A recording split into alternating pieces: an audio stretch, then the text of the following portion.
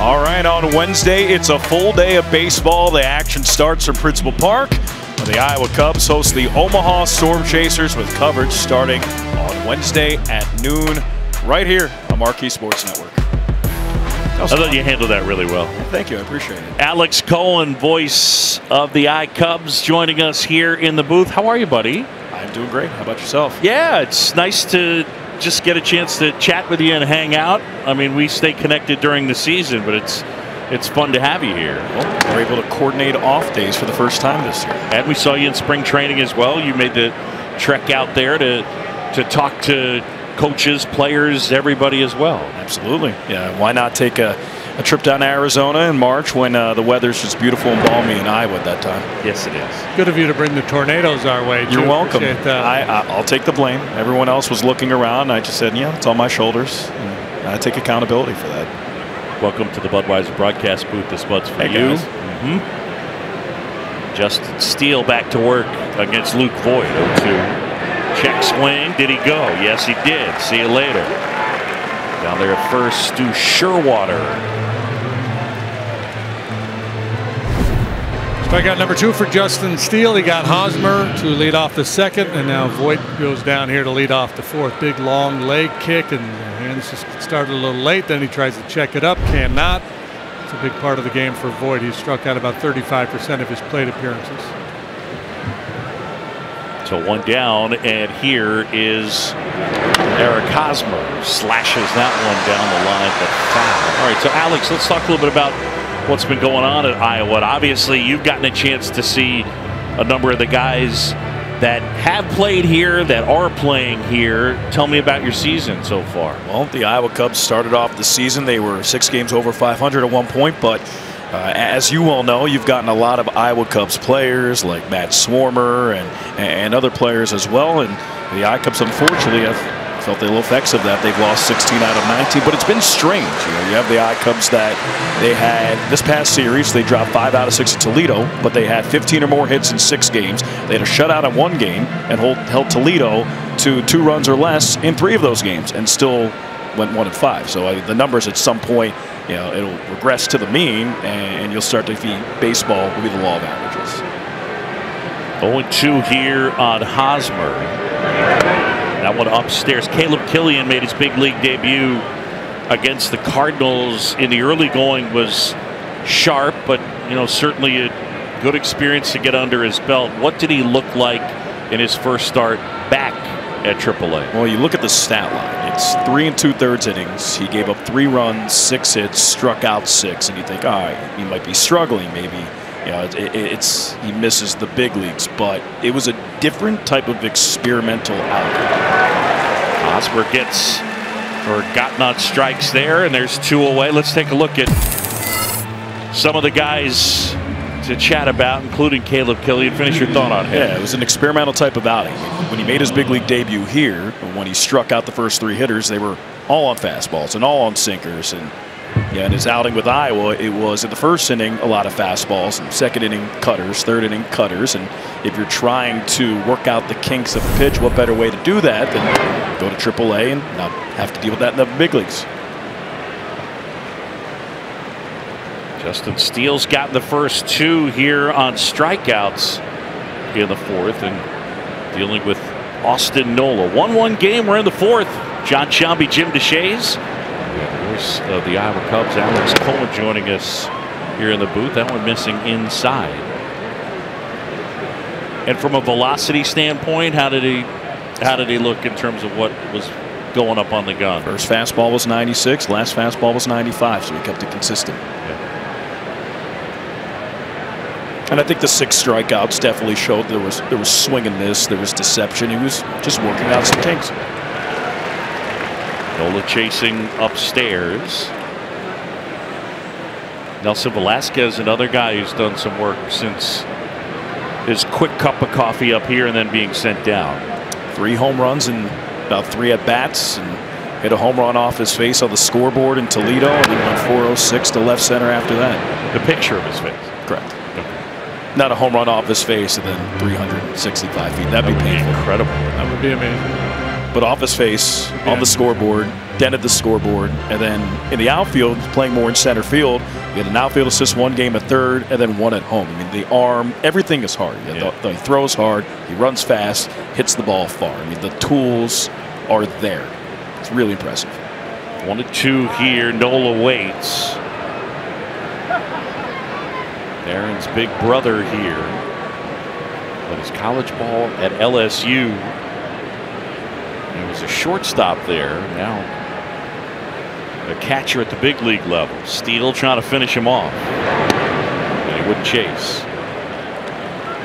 Yeah, the tools on Velasquez, right? What are they? Sort of a Cespedes type comp has been talked about. Yeah, that's my comp for Yoenis Cespedes Lightning. That's not a diss on Velasquez. I mean, Yoenis Cespedes is one of the prized international prospects in baseball for a decade. Bounce to third. Wisdom handles the chance, and more good work for Justin Steele. Midway in the fourth, we'll continue with Alex Cohen.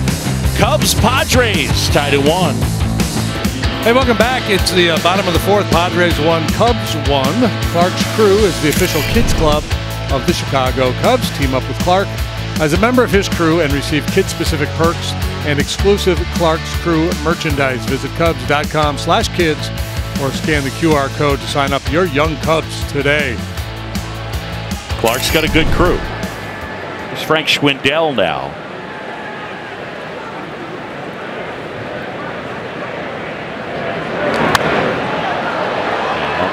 Foul back our way. What do you remember from seeing Frank Schwindel? Remember, he was originally drafted by the Royals. Cubs got him off of waivers in July of last year from the A's. So you saw him for what, 2 weeks? About 2 weeks. He joined us when we were in Columbus. And his first game, first at bat he struck out. Second at bat he doubled. Third at bat he hit about a 450-foot home run over the left field wall. So it was a nice first impression. JD last year, last 2 months, and he was top 10 in the majors in OPS. He was one of the better offensive players in the entire league. Yeah, it was just remarkable, and you had a feeling he wasn't going to be able to sustain that for a full season, but still, it was really fun to watch. And that one a little bit high. Kind of a storybook chapter in his career. A guy who has had some opportunities previously, but never really given much of a look. Finally got it here in Chicago, took full advantage. We saw Frank a lot against Iowa when he played for Omaha. He killed the killed them. Okay, he and Alec Mills were teammates in the Royals system together. Probably why he ended up in the Cubs system. That's what happens, right? When a guy wears you out, and managers and coaches at the minor league level are turning in reports all the time on opposing hitters, and I imagine there were some glowing reports on Frank Schwindel. You know who also killed the Iowa Cubs in 2018? Patrick Wisdom. There you go. Hit 5 home runs against us. 2-2 now. Darvish deals. And Frank comes up empty that time. Yeah, there is one away. John Shelby, Jim DeShays with you here at Wrigley Field. Welcome into the broadcast booth, the Budweiser broadcast booth. And voice of the Iowa Cubs, Alex Cohen, joining us here. Talk a little bit about what you got coming up. So you guys are going to be on the air on Wednesday. Yep, Wednesday, 12:08 p.m. first pitch, and then Thursday with a p.m. game. So a late afternoon game on Thursday and an early afternoon game on Wednesday. So we'll be live and looking forward to talking to you guys. Excellent. So stay tuned for that right here on Marquee Sports Network. Patrick Wisdom. And that one in there for a strike to Wisdom. Patrick line to center, hit at 107.6 miles an hour.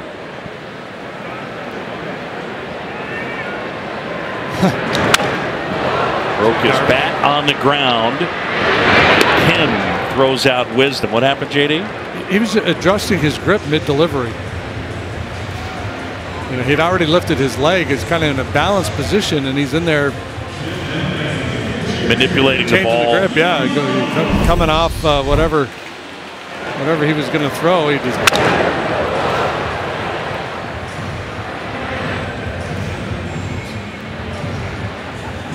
his front leg is already up when he does that last little bit. Right. Looked like he regripped twice. Yeah. He's one of the first guys as well that got connected with Rob Friedman, the pitching ninja. And so the grips, the manipulations, all that stuff is right in his wheelhouse. Breaking ball in for a strike. Well, Yan Gomes has supplied the Cubs with their lone run. A solo homer.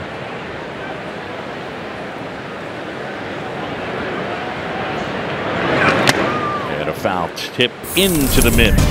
That catch powered by Google Cloud. The solo home run by Yan Gomes.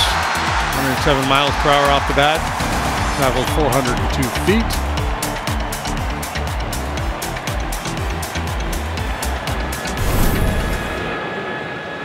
One foot farther than average. Is that where you're deciding?